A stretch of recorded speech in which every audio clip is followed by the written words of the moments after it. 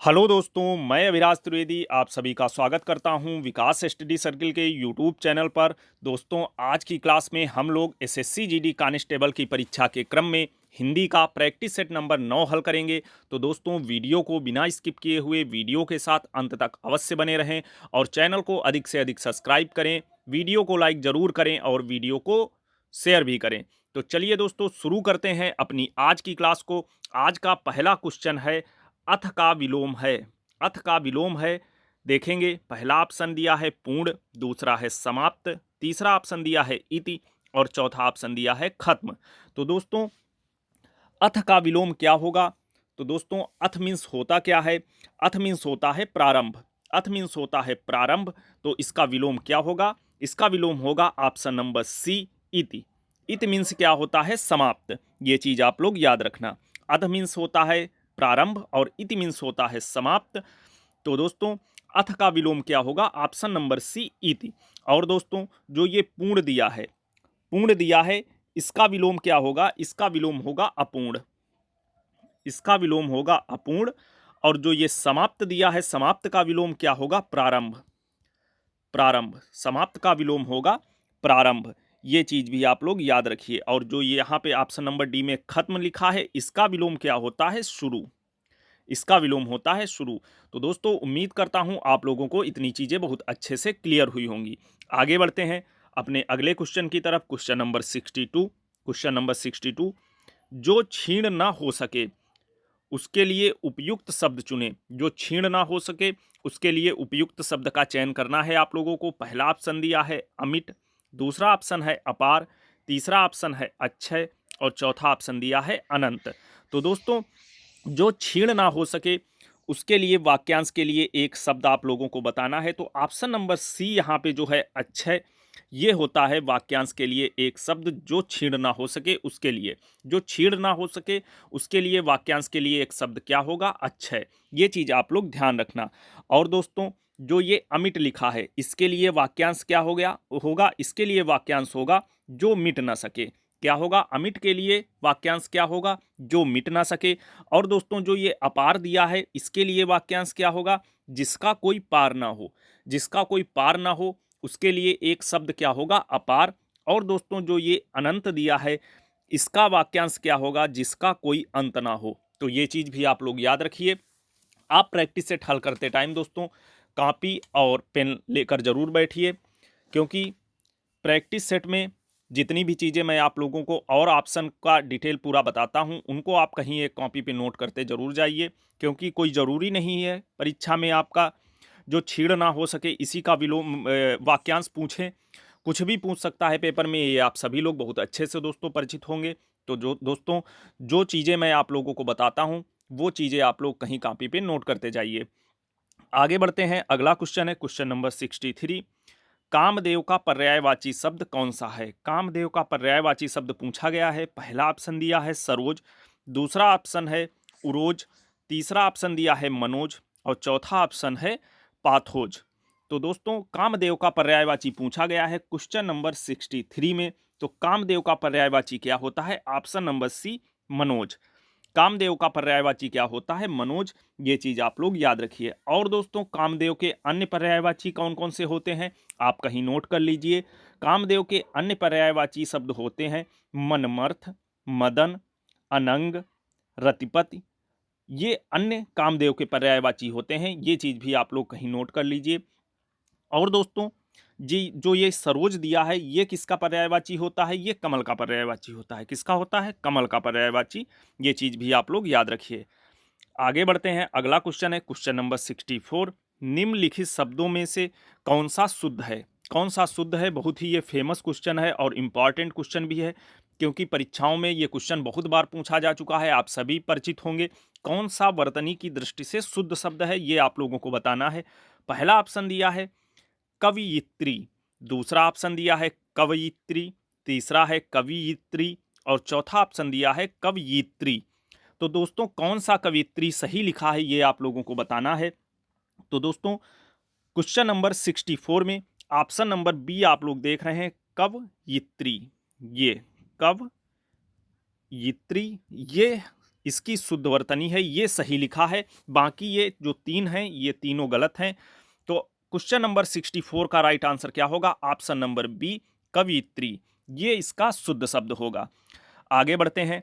अगला क्वेश्चन है question number 65। कौन सी वर्तनी ठीक है? कौन सी वर्तनी ठीक है ये आप लोगों को इसमें भी बताना है। पहला ऑप्शन दिया है रचयिता, दूसरा ऑप्शन दिया है रचयिता, तीसरा ऑप्शन दिया है रचयिता, इस तरीके से, और चौथा ऑप्शन दिया है रचयिता। तो दोस्तों कौन सा रचयिता सही लिखा है ये आप लोगों को बताना है। तो क्वेश्चन नंबर 65 में ऑप्शन नंबर सी, रचयिता, ये वाला ऑप्शन आपका बिल्कुल राइट आंसर होगा। आप लोग ध्यान रखना, रचयिता होता है, ना कि रचयिता। रचयिता रचयिता ये कुछ नहीं, रचयिता होता है, यहाँ पे छोटे ई की मात्रा लगी होती है, आप लोग याद रखना। ये भी बहुत इंपॉर्टेंट क्वेश्चन है, वर्तनी की दृष्टि से बहुत ही फेमस क्वेश्चन है, बहुत बार परीक्षाओं में पूछे जा चुके हैं। तो दोस्तों ये चीज़ आप लोग याद रखना। आगे बढ़ते हैं। Question number 66।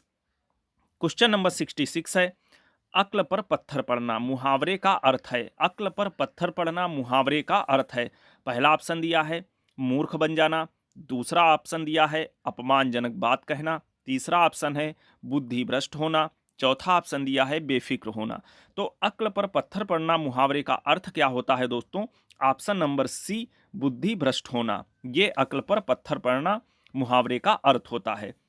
तो दोस्तों क्वेश्चन नंबर 66 में राइट आंसर क्या होगा? ऑप्शन नंबर सी, बुद्धि भ्रष्ट होना। आगे बढ़ते हैं। अगला क्वेश्चन है क्वेश्चन नंबर 67। घी के दिए जलाना मुहावरे का अर्थ है। घी के दिए जलाना मुहावरे का अर्थ पूछा गया है। पहला ऑप्शन दिया है रोशनी करना, दूसरा ऑप्शन दिया है खुशी मनाना, तीसरा ऑप्शन है प्रसन्न होना, और चौथा ऑप्शन है घी लाना। तो घी के दिए जलाने मुहावरे का अर्थ क्या होगा दोस्तों? ऑप्शन नंबर बी, खुशी मनाना। ऑप्शन नंबर बी यहाँ पे आपका बिल्कुल राइट आंसर होगा, खुशी मनाना। घी के दिए जलाना मुहावरे का अर्थ क्या होता है? खुशी मनाना। ये चीज़ आप लोग याद रखना। ये भी मुहावरा बहुत ही फेमस है, पूछा गया है। जैसे एक लाइन है, आप सभी लोग जानते होंगे कि भगवान राम के अयोध्या लौटने पर अयोध्या वासियों ने घी के दिए जलाए, यानी कि घी के दिए जलाए यानी कि खुशी मनाई। तो वहीं से ये लिया गया है। घी के दिए जलाना मुहावरे का सही अर्थ क्या होता है? खुशी मनाना। ऑप्शन नंबर बी 67 क्वेश्चन का राइट आंसर होगा। आगे बढ़ते हैं। अगला क्वेश्चन है क्वेश्चन नंबर 68। अगर तुमने खाली स्थान बोला था तो किसने बोला था? यहाँ पे उचित विकल्प का चयन करना है आप लोगों को। आगे देखें, दिए गए विकल्पों में से सही का चयन कर रिक्त स्थान भरें। तो दोस्तों पहला ऑप्शन है ही, दूसरा है भी, तीसरा ऑप्शन दिया है नहीं, और चौथा ऑप्शन है क्यों। तो दोस्तों क्वेश्चन नंबर 68 में क्या भरा जाएगा? ऑप्शन नंबर सी, नहीं। यहाँ पे नहीं भरा जाएगा। अब हम लोग लाइन पढ़ के देखेंगे। अगर तुमने यह नहीं बोला था तो किसने बोला था, ये लाइन हो जाएगी पूरी। तो option number C question number 68 का राइट आंसर होगा। आगे बढ़ते हैं। अगला क्वेश्चन है क्वेश्चन नंबर 69। क्वेश्चन नंबर 69 बहुत ही फेमस लाइन है दोस्तों, ये भारतेंद्र हरिश्चंद्र जी की। इस पंक्ति को पूर्ण करना है, देखेंगे क्या लाइन है। निज खाली स्थान उन्नति अहे सब फिर खाली स्थान को मूल। तो इसमें क्या भरा जाएगा ये आप लोगों को बताना है। ये भारतेंद्र हरिश्चंद्र जी की बहुत ही फेमस लाइन है। तो पहला ऑप्शन दिया है भाव और भाषा, यानी कि यहाँ पे कह रहे हैं भाव भरा जाएगा, यहाँ पे भाषा, या भाषा और उन्नति, या भाषा और भाव, या उन्नति और भाषा। तो दोस्तों क्वेश्चन नंबर 69 में राइट आंसर क्या हो जाएगा आपका? ऑप्शन नंबर बी, यानी कि यहाँ पे भरा जाएगा भाषा और यहाँ पे भरा जाएगा उन्नति। यहाँ पे भरा जाएगा उन्नति। तो लाइन क्या हो जाएगी? निज भाषा उन्नति अहे सब उन्नति को मूल, ये लाइन हो जाएगी पूरी। तो दोस्तों क्वेश्चन नंबर 69 में राइट आंसर क्या हो जाएगा? ऑप्शन नंबर बी, भाषा और उन्नति, ये भरा जाएगा। आगे बढ़ते हैं। अगला क्वेश्चन है क्वेश्चन नंबर 70। निम्न में कौन सा वाक्य मिश्र वाक्य है? मिश्र वाक्य कौन सा वाक्य है ये आप लोगों को बताना है, देखेंगे। पहला ऑप्शन दिया है विद्वान सब जगह पूजा जाता है, दूसरा ऑप्शन दिया है अच्छा लड़का माता पिता की आज्ञा मानता है, अगला ऑप्शन दिया है वह पुस्तक राम की थी, अगला ऑप्शन दिया है वह जब सवेरा हुआ तब हम लोग बाहर गए। तो दोस्तों आप लोगों को इसमें मिश्र वाक्य का चयन करना है क्वेश्चन नंबर 70 में। तो दोस्तों क्वेश्चन नंबर 70 में मिश्र वाक्य कौन सा होगा? Option number D. Option number D. जब सवेरा हुआ तब हम लोग बाहर गए, ये इसका होगा मिश्र वाक्य। बाकी ये जो शेष अन्य वाक्य दिए हैं तीनों, ये सभी कौन से हैं? ये सामान्य वाक्य हैं।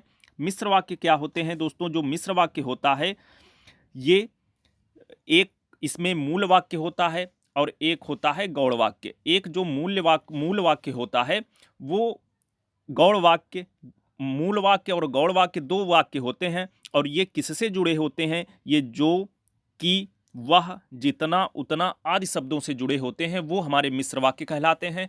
तो दोस्तों यहाँ पे ये वाक्य जो आप लोग देख रहे हैं, जब सवेरा हुआ तब हम लोग बाहर गए, ये मिश्र वाक्य का उदाहरण है। बाकी जो अन्य वाक्य हैं ये सामान्य वाक्य हैं, ये चीज़ आप लोग याद रखना।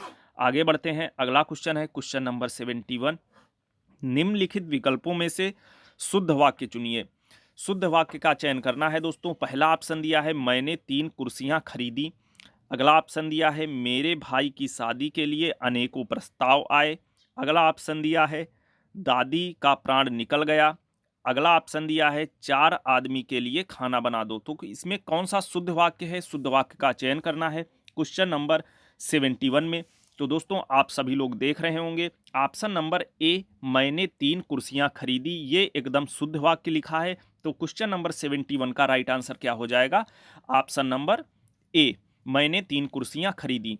और दोस्तों जो ये बी ऑप्शन में आप लोग देख रहे हैं, मेरे भाई के शादी के लिए अनेकों प्रस्ताव आए, ये अशुद्ध वाक्य लिखा है। लेकिन इसका शुद्ध वाक्य क्या होगा? इसका दोस्तों शुद्ध वाक्य होगा, आप लोग कहीं नोट कर लीजिए, मेरे भाई की शादी के लिए अनेक प्रस्ताव आए, ये इसका शुद्ध वाक्य होगा। ये अनेकों नहीं होगा, यहाँ पे अनेक होगा। अगला जो सी ऑप्शन में आप लोग देख रहे हैं, दादी का प्राण निकल गया, इसका शुद्ध वाक्य क्या होगा दोस्तों? इसका शुद्ध वाक्य होगा दादी के प्राण निकल गए। दादी के प्राण निकल गए, ये इसका शुद्ध वाक्य होगा। आगे ऑप्शन नंबर डी में जो दोस्तों देख रहे हैं आप लोग, 4 आदमी के लिए खाना बना दो, तो इसका शुद्ध वाक्य क्या होगा? 4 आदमियों के लिए खाना बना दो, ये इसका शुद्ध वाक्य होगा। तो दोस्तों क्वेश्चन नंबर 71 में राइट आंसर क्या होगा? ऑप्शन नंबर ए, मैंने 3 कुर्सियां खरीदी। आगे बढ़ते हैं, अगला क्वेश्चन है क्वेश्चन नंबर 72। दीर्घ संधि, गुण संधि, वृद्धि संधि, यण संधि व अयादि संधि संधि के किस मूल के भेद के अंतर्गत सन्निहित हैं? पहला ऑप्शन दिया है व्यंजन संधि, दूसरा ऑप्शन है स्वर संधि, तीसरा ऑप्शन है विसर्ग संधि और चौथा ऑप्शन दिया है उपयुक्त में से कोई नहीं। तो दोस्तों क्वेश्चन क्या है कि दीर्घ संधि, गुण संधि, वृद्धि संधि, यण संधि और अयादि संधि ये किस संधि के अंतर्गत आते हैं? तो दोस्तों आप सभी जानते होंगे कि ये सभी स्वर संधि के उदाहरण हैं, स्वर संधि के अंतर्गत आते हैं। स्वर संधि के कितने भेद होते हैं? 5 भेद होते हैं। कौन कौन से? वही ये पांचों भेद यहाँ पे दिए हैं, दीर्घ संधि, गुण संधि, वृद्धि संधि, यण संधि और अयादि संधि। और दोस्तों वैसे संधि कितने प्रकार की होती है? संधि मूल रूप से 3 प्रकार की होती है। कौन कौन सी? ये चीज़ मैं आप लोगों को बहुत बार रिपीट कर चुका हूँ। पहली होती है स्वर संधि, दूसरी होती है व्यंजन संधि और तीसरी होती है विसर्ग संधि। ये चीज़ भी आप लोग याद रखना। आगे बढ़ते हैं, अगला क्वेश्चन है क्वेश्चन नंबर 73। अत्युक्ति शब्द में संधि है। अत्युक्ति शब्द में संधि है। पहला ऑप्शन दिया है दीर्घ संधि, दूसरा ऑप्शन है गुण संधि, तीसरा ऑप्शन दिया है यण संधि और चौथा ऑप्शन दिया है अयादि संधि। तो दोस्तों अत्युक्ति शब्द में कौन सी संधि होगी? क्वेश्चन नंबर 73 में 73 का राइट आंसर क्या हो जाएगा? ऑप्शन नंबर सी, यण संधि। और इसका दोस्तों संधि विच्छेद क्या होगा? अतिधन उक्ति। अति धन उक्ति, ये इसका विच्छेद होगा, ध्यान रखना। तो दोस्तों अत्युक्त शब्द में कौन सी संधि होगी? यण संधि होगी और इसका संधि विच्छेद क्या होगा? अतिधन उक्ति। आगे बढ़ते हैं, अगला क्वेश्चन है क्वेश्चन नंबर 74। कृताकृत का समास है। कृताकृत का समास है। पहला ऑप्शन है तत्पुरुष समास, दूसरा ऑप्शन है अव्ययीभाव समास, तीसरा है कर्मधारय समास और चौथा है द्विगु समास। तो दोस्तों क्वेश्चन नंबर 74 में कृताकृत में कौन सा समास होगा? तो ऑप्शन नंबर सी, कर्मधारय समास होगा। कृताकृत में कर्मधारय समास होगा और इसका विग्रह क्या होगा? कृतधन अकृत। कृतधन अकृत, ये इसका विग्रह होगा। कृतधन अकृत, कृत अकृत, ये इसका विग्रह होगा। और दोस्तों कर्मधारय समास के अन्य उदाहरण कौन कौन से होते हैं? जैसे महापुरुष, नीलोत्पलम, पीताम्बर, नीलपीत, ये अन्य कर्मधारय समास के उदाहरण हैं, ये चीज़ भी आप लोग याद रखिए। आगे बढ़ते हैं, अगला क्वेश्चन है क्वेश्चन नंबर 75। निम्नलिखित में द्वंद्व समास का शब्द है। द्वंद्व समास किसमें है ये पूछा गया है। पहला ऑप्शन दिया है आजकल, दूसरा है रातों रात, तीसरा ऑप्शन है दिन रात दिन दिन, और चौथा ऑप्शन दिया है वीर पुरुष। तो दोस्तों आप लोगों को बताना है किसमें द्वंद्व समास है, किसमें द्वंद्व समास है, ये आप लोगों को बताना है। तो दोस्तों जो द्वंद्व समास का उदाहरण है आप लोग देख रहे होंगे, ऑप्शन नंबर ए आजकल। आजकल में द्वंद्व समास होता है, ये आप लोग याद रखना। और दोस्तों जो ये दिन दिन दिया है, दिन दिन दिया है, इसमें कौन सा समास होगा, इसमें अव्ययी भाव समास होगा। ये चीज़ भी आप लोग याद रखिए, बहुत ही फेमस उदाहरण है अव्ययी भाव समास का, क्योंकि ये थोड़ा सा कन्फ्यूजन वाला है। लोग यहाँ पे द्वंद्व समास ऑप्शन में टिक कर देते हैं, लेकिन दिन दिन दिन रात होता तो ये द्वंद्व समास का उदाहरण होता, लेकिन यहाँ पे दिन दिन यानी कि पुनरुक्त शब्द का यूज हुआ है तो ये अव्ययी भाव समास का उदाहरण होगा। और दोस्तों जो ये ऑप्शन नंबर बी में रातों रात दिया है, रातों रात, ये भी अव्ययी भाव समास का उदाहरण है, ये चीज भी आप लोग याद रखना। और जो ये वीर पुरुष दिया है ये किस समास का उदाहरण है, ये कर्मधारय समास का उदाहरण है। ये तीनों चीज आप लोग बहुत अच्छे से याद रखना। आगे बढ़ते हैं, अगला क्वेश्चन है क्वेश्चन नंबर 76। सो शिवधनु मृणाल की नाई तोरऊ राम गणेश गोसाऊ। ये एक चौपाई दी है, इस पंक्ति में अलंकार पूछा गया है। अलंकार कौन सा है, पहला ऑप्शन दिया है विभावना, दूसरा है वक्रोक्ति, तीसरा है अंतर्न्यास और चौथा है उपमा अलंकार। तो दोस्तों इसमें कौन सा अलंकार है ये आप लोगों को बताना है। क्वेश्चन नंबर 76 में कौन सा अलंकार होगा, ऑप्शन नंबर डी उपमा अलंकार। उपमा अलंकार होगा दोस्तों इसमें। और उपमा अलंकार की डिफिनीशन क्या होती है ये चीज भी आप लोग याद रखिए। जहां दो वस्तुओं में रूप रंग गुण या धर्म के आधार पर समानता का बोध होता है वहां पे उपमा अलंकार होता है, ये चीज आप लोग याद रखना। तो दोस्तों क्वेश्चन नंबर 76 का राइट आंसर क्या होगा, ऑप्शन नंबर डी उपमा अलंकार। आगे बढ़ते हैं, अगला क्वेश्चन है क्वेश्चन नंबर 77। निम्नलिखित वाक्य में रेखांकित किए हुए भाग में कौन सा पदबंध है। देखेंगे वाक्य क्या दिया है, माँ बच्चे को खाना खिला रही है, ये वाक्य दिया है और रेखांकित क्या इसमें है, खिला रही है। तो पहला ऑप्शन दिया है जो ये खिला रही है ये क्रिया विशेषण है या ये सर्वनाम है या विशेषण है या क्रिया है। तो दोस्तों क्वेश्चन नंबर 77 में राइट आंसर क्या होगा, ऑप्शन नंबर डी क्रिया। जो ये खिला रही है ये क्या है, ये क्रिया है। तो ऑप्शन नंबर डी इस प्रश्न का राइट आंसर होगा। आगे बढ़ते हैं, अगला क्वेश्चन है क्वेश्चन नंबर 78। भाव जिसके हृदय में रहते हैं उसे कहते हैं। भाव जिसके हृदय में रहते हैं उसे क्या कहा जाता है। पहला ऑप्शन दिया है आश्रय, दूसरा ऑप्शन है आलंबन, तीसरा ऑप्शन है उद्दीपन और चौथा ऑप्शन है आलंबन जन्य उद्दीपन। तो दोस्तों भाव जिसके हृदय में रहते हैं उसे क्या कहा जाता है, क्वेश्चन नंबर 78 में तो उसे क्या कहा जाता है, उसे बोला जाता है आश्रय। ऑप्शन नंबर ए इस प्रश्न का राइट आंसर होगा। उसे क्या बोला जाता है दोस्तों, आश्रय बोला जाता है। और दोस्तों एक चीज आप लोग याद रखिए, जिसे देखकर भाव पैदा होते हैं उसे क्या कहा जाता है, उसको बोला जाता है आलंबन। जिसे देखकर भाव पैदा होते हैं उसे आलंबन बोला जाता है। और प्रकृति चित्रण या वातावरण को क्या बोला जाता है, उद्दीपन बोला जाता है। प्रकृति चित्रण या वातावरण को उद्दीपन बोला जाता है, ये चीज भी आप लोग याद रखना। तो दोस्तों क्वेश्चन नंबर 78 का राइट आंसर क्या होगा, ऑप्शन नंबर ए आश्रय। आगे बढ़ते हैं, अगला क्वेश्चन है क्वेश्चन नंबर 79। स्थायी भावों की संख्या मानी गई है। स्थायी भावों की संख्या कितनी मानी गई है ये पूछा गया है। पहला ऑप्शन दिया है 3, दूसरा है 4, तीसरा ऑप्शन है 8 और चौथा ऑप्शन है 9। तो स्थायी भावों की संख्या कितनी मानी गई है ये क्वेश्चन है। तो दोस्तों स्थायी भाव का अर्थ क्या होता है पहले आप लोग ये जान लीजिए। स्थायी भाव का अर्थ होता है प्रधान भाव। स्थायी भाव का अर्थ होता है प्रधान भाव और इसकी संख्या कितनी मानी गई है, इसकी संख्या मानी गई है 9। स्थायी भावों की संख्या कितनी होती है 9। और रसों की संख्या कितनी होती है, वैसे तो रस दोस्तों 8 प्रकार के होते हैं लेकिन रसों की संख्या भी 9 मानी गई है, ये चीज भी आप लोग याद रखना। लेकिन अगर आपसे ऑप्शन में पूछे रस कितने प्रकार के होते हैं तो रस 8 होते हैं, ये चीज भी आप लोग याद रखिए। आगे बढ़ते हैं। और दोस्तों एक चीज, जो ये स्थायी भाव होते हैं ये रस के आधार होते हैं, ये चीज़ भी आप लोग याद रखना। आगे बढ़ते हैं, अगला क्वेश्चन है क्वेश्चन नंबर 80। रस सूत्र के जनक माने जाते हैं। रस सूत्र के जनक कौन माने जाते हैं, ये क्वेश्चन है। पहला ऑप्शन है भरत मुनि, दूसरा ऑप्शन है अभिनव गुप्त, तीसरा ऑप्शन है तुलसीदास और चौथा ऑप्शन है भट्टानायक। तो दोस्तों भट्टनायक या भरत मुनि या तुलसीदास या अभिनव गुप्त रस सूत्र के जनक कौन माने जाते हैं, ये क्वेश्चन है। तो क्वेश्चन नंबर 80 का राइट आंसर क्या होगा, ऑप्शन नंबर ए भरत मुनि। भरत मुनि को रस सूत्र का जनक माना जाता है। और दोस्तों जो भरत मुनि के अनुसार रसों की संख्या कितनी होती है, 8। भरत मुनि के अनुसार रसों की संख्या कितनी बताई है, भरत मुनि ने 8 बताई है, जबकि काव्य में रसों की संख्या कितनी है, 9। यही चीज़ मैंने अभी ऊपर वाले क्वेश्चन में रिपीट की थी कि भरत मुनि के अनुसार रसों की संख्या कितनी होती है, 8, और काव्य में रसों की संख्या कितनी होती है, 9।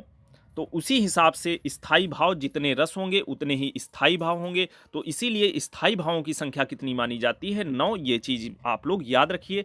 लेकिन अगर क्वेश्चन ये आए कि भरत मुनि के अनुसार रसों की संख्या, तो भरत मुनि के अनुसार रसों की संख्या 8 होती है। ये चीज़ आप लोग याद रखना। तो दोस्तों ये था आज का प्रैक्टिस सेट। उम्मीद करता हूँ आप लोगों ने अधिक से अधिक प्रश्नों के सही जवाब दिए होंगे। दोस्तों आप अपना अपना स्कोर कार्ड हमें कमेंट बॉक्स में ज़रूर बताएं और चैनल को अधिक से अधिक सब्सक्राइब करें, वीडियो को लाइक ज़रूर करें और वीडियो को शेयर भी करें। विकास स्टडी सर्किल परिवार आप सभी के उज्जवल भविष्य की कामना करता है। दोस्तों ऐसे ही अपना प्यार बनाए रखिए। मिलते हैं अपनी अगली क्लास में, तब तक के लिए जय हिंद।